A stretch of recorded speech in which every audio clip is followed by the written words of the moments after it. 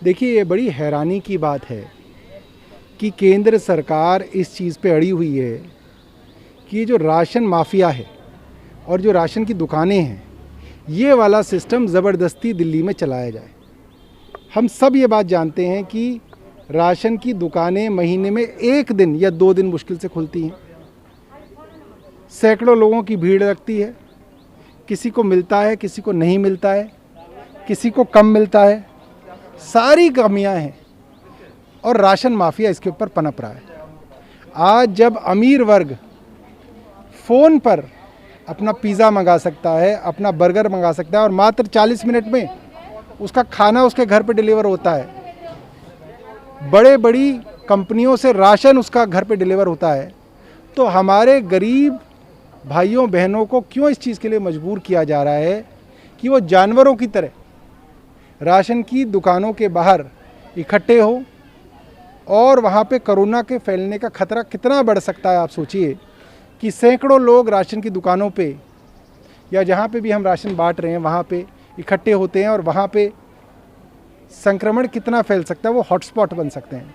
मेरा ये मानना है कि केंद्र सरकार इसको आज एक नए तरीके से देखे और समझे कि गरीब और अमीर के बीच में जो भेदभाव है वो ख़त्म होना चाहिए, कोरोना की लड़ाई मजबूत होनी चाहिए और जो door step delivery of ration है, गरीब को उसके घर पे, उसकी घर की दहलीज पे राशन मिल जाए, ये प्रक्रिया दिल्ली सरकार करने के लिए तैयार है।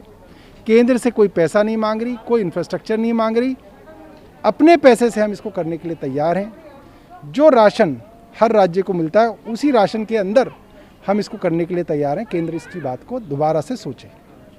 बीजेपी के लोगों की सांठगांठ राशन माफिया से रही है। ये दुकानें इन्हीं लोगों के शासनकाल के वक्त अलॉट होती रही हैं। इन लोगों के जब एमएलएज रहे हैं उस दौरान लोगों को ये दुकानें अलॉट हुई हैं। जाहिर सी बात है, आप इनके अगर आप बैकग्राउंड निकालेंगे तो किसी ना किसी तरीके से ये भाजपा के नेताओं से या कुछ कांग्रेस के नेताओं से जुड़े हुए लोग हैं।